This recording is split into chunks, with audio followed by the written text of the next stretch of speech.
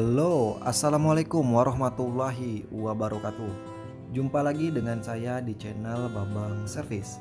Di hadapan kita sekarang sudah ada servisan ya. Ini Oppo F1s. Nah, ini keadaan handphonenya. Dan ini touchscreen-nya retak guys. Dan kata yang punya touchscreen-nya ini kadang nggak bisa disentuh, kadang bisa disentuh ya, kadang-kadang gitu ya. Jadi kalau sering dimainkan lama-lama tuh tiba-tiba nggak bisa disentuh, kadang nyentuh-nyentuh sendiri dia guys. Dan ini keadaannya retak touchscreen ya seperti ini. Nah ini kita tes, nah ini sentuhannya masih mau dia guys ya. Cuma kadang-kadang dia itu nggak bisa disentuh. Ya mungkin faktor retak ini ya. Nah ini, dan yang kedua ini juga ada kendala lain guys. Selain dari retak touchscreen ini, dia ada kendala lain. Yaitu kendalanya kata yang punya, itu kalau telepon langsung mati. Jadi ini pernah ganti LCD handphone katanya ya. Setelah ganti LCD dia, setiap nelpon dia langsung mati guys. Nah ini kita coba nelpon langsung gelap layarnya ya. Nah ini bisa teman-teman lihat, ini biasanya sensornya itu ketutup. Jadi ada di atas itu ada sensor. Jadi kalau sensornya itu ketutup ya efeknya seperti ini. Setiap kita buka kita nelfon atau kita buka pesan suara di WhatsApp, telepon biasa ya, itu pasti langsung mati layarnya, langsung gelap karena sensornya ini ketutupin. Nah ini sensornya. Dan ini akan kita eksekusi langsung ya. Itu touchscreen udah siap-siapkan dan langsung kita matikan handphonenya. Untuk tahap awal kita buka dulu untuk penutup belakangnya ini. Di bawahnya itu ada baut, kita lepaskan dulu untuk baut-bautannya. Dan di kesempatan kali ini kita melakukan penggantian touchscreen plus memperbaiki gimana caranya biar nelfon layarnya nggak mati lagi guys. Itu biasa sensor nanti akan kita akalin ya. Jadi teman-teman pemula bisa disimak, bisa diikutin kalau seandainya dapat kasus yang seperti ini. Ini kita lepaskan dulu untuk slot kartu SIM. Selanjutnya kita buka area backdoornya. Ini kata yang punya ini kata usernya ini dia udah pernah ganti LCD ya, sekaligus ganti tulangan atau ganti frame. Nah ini backdoornya, dan kita lepaskan kembali untuk baut-bautan di bagian belakangnya. Kalengan penutupnya kita lepaskan semua ya. Nah ini kalengan pengamannya kita lepaskan. Dan untuk Oppo F1s ini sebenarnya ya sering sekali ya kalau udah ganti LCD tahu-tahu sensor ketutup, akhirnya kalau nelfon gelap ya. Itu hal umum ya, hal lumrah lah kalau untuk di Oppo F1s ini, sering sekali karena saya juga sering dapat kasus yang seperti ini guys. Ini mesin kita angkat, selanjutnya kita lepaskan LCD dari frame. Untuk pembukaan LCD dari frame di sini saya gunakan bantuan pemanas headgun untuk memudahkan ketika membuka LCD dari frame ya. Setelah kita rasa cukup hangat, saya gunakan bantuan mika tipis. Namun hati-hati guys ya, karena mengingat ini LCD-nya kan udah pernah ganti dan kita nggak tahu nih pengeleman dari tuser sebelumnya itu seperti apa, kita nggak tahu ya. Jadi kita ekstra hati-hati saja pembukaannya, santai-santai saja ya. Nah ini saya cari celah, saya cari ruang, saya seset keliling dulu ya menggunakan mika tipis. Karena ya was-was juga guys kalau LCD yang udah pernah ganti seperti ini. Yang dikhawatirkan nanti ada tuser yang mengelem sampai ke bawah, malah sulit kita untuk melepaskan LCD-nya ya. Nah ini ada ruang namun belum dapat lapisan paling bawahnya, kita cari lagi celah. Nah ini kelihatan lapisan paling bawah LCD, langsung kita masukkan mika tipisnya seperti ini. Kita seset secara perlahan, jangan buru-buru ya, santai-santai saja. Karena sering saya sampaikan, kebanyakan dari teknisi itu gagalnya bukan ketika penyesetan, melainkan ketika membuka LCD dari frame seperti ini ya. Itu rawan sekali rusak LCD-nya guys. Nah ini kita lepaskan, hati-hati di bagian atas ya, karena untuk F1s fleksibelnya itu berada di atas. Jadi hati-hati ya. Baik itu fleksibel LCD atau fleksibel touchscreen-nya itu berada di atas, jadi hati-hati. Dan ya alhamdulillah guys ya, kita lepaskan, ini nyangkut. Fleksibelnya alhamdulillah berhasil ya. Namun jangan senang dulu guys, kita tes lagi ya LCD-nya ini masih normal atau tidak. Nah ini untuk saringan speaker saya amankan dulu. Nah ini kita tes lagi ya, kita pasangkan kembali untuk mesinnya.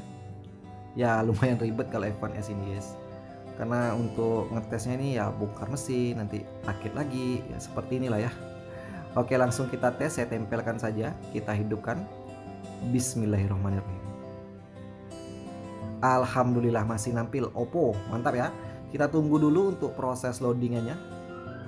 Oke ini udah berhasil masuk ke menu, sepertinya aman-aman saja ya, LCD-nya nggak ada cacat, mantap. Lanjut kita lepaskan kembali, kita fokus ke area LCD ya. Nah ini kita akan melakukan pemisahan dan kita bawa ke meja separator. Oke, ini kita udah berada di depan meja separator ya. Selanjutnya kita tempelkan LCD-nya di atas mesin separator, kita hidupkan vakum dan pemanasnya. Kita diamkan sampai panas 75 sampai dengan 85.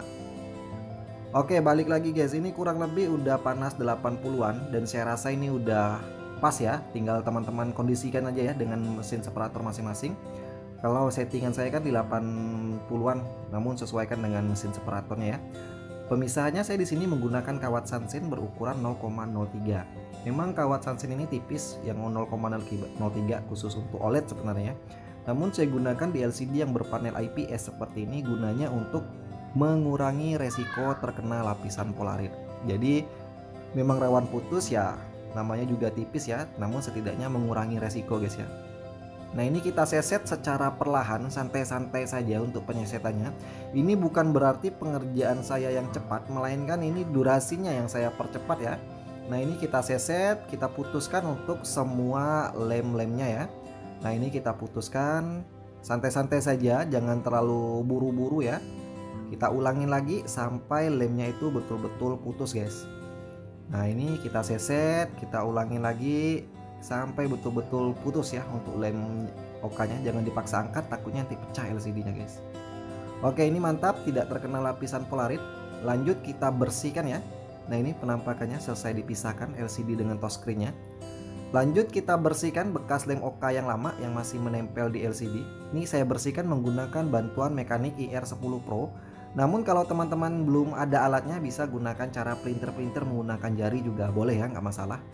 Nah ini udah kita bersihkan lagi secara keseluruhan sampai kinclong menggunakan minyak kayu putih dibantu dengan tisu. Nah ini saya bersihkan dulu LCD-nya, kita bersihkan bekas-bekas lem OK-nya ya. Nah ini setelah bersih baru kita tes guys. Lanjut kita bawa ke meja eksekusi. Oke, ini kita udah di meja eksekusi. Nah ini penampakan LCD dengan touchscreen yang udah kita pisahkan. Ini touchscreen yang lamanya ya, dan itu ada touchscreen yang baru juga udah saya siapkan. Dan ini LCD-nya tadi selesai kita pisahkan kan, belum kita tes. Jadi ini kita tes dulu ya. Dan di frame-nya juga udah saya bersihkan guys ya, bekas-bekas lemnya. Nah ini ada sedikit lem di bagian atasnya, saya bersihkan lagi. Nah ini LCD-nya tadi selesai dipisahkan, belum kita tes. Jadi ini langsung kita tes ya. Tampilan gambarnya ada bercak, bergaris atau tidak, kita cek dulu ya. Terus ini langsung saya pasangkan touchscreen yang baru, saya tes juga ya touchscreen-nya ya. Jadi untuk teman-teman pemula, sebelum dipasangkan touchscreen-nya kita tes dulu guys, karena untuk touchscreen itu nggak ada garansi, dia hanya garansi tes saja. Jadi kalau udah lepas segel otomatis nggak bisa retur ya kalau rusak. Kita hidupkan dulu, bismillahirrahmanirrahim. Alhamdulillah masih nampil Oppo. Ini coba saya angkat guys. Wah enggak ya, saya kira ada bayangan tadi, bayangan LCD, ternyata di touchscreen-nya ya, segelan touchscreen-nya. Ini kita tunggu dulu untuk proses loadingannya.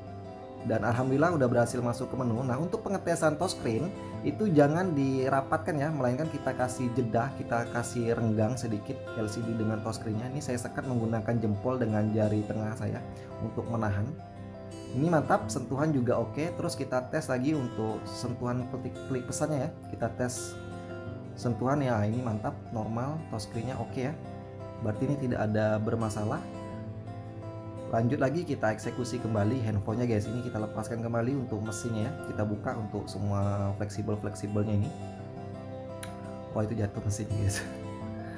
Oke, ini udah kita lepaskan, kita pinggirkan dulu untuk LCD dengan touchscreen yang lama, dan touchscreen yang barunya ini akan kita pasangkan ya.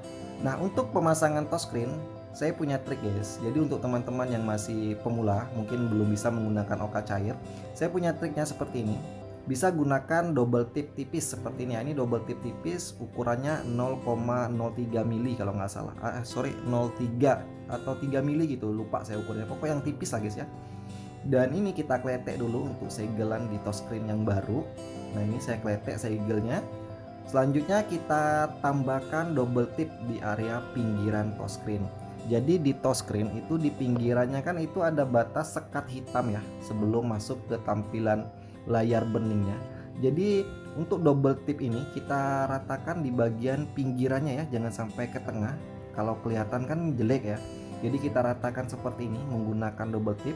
Karena kalau nggak kita kasih double tip langsung kita pasang tanpa oka ya, itu seperti berminyak guys. Seperti kalau kita tekan itu ada seperti minyak-minyaknya di tengah, itu jelek ya, bisa mempengaruhi penampilan handphone juga nggak bagus jadinya ya.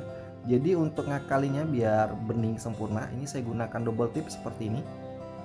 Dan jangan lupa, penting ini guys ya, kalau teman-teman ganti LCD, ganti touchscreen, dikikis di bagian sensornya. Karena kalau ini nggak kita kikis, otomatis kalau nelpon sensornya bakalan ketutup. Nah ini saya kerik tadi ya. Nah ini udah bersih, lanjut kita ambilkan frame dan saya tambahkan double tip di tengah frame.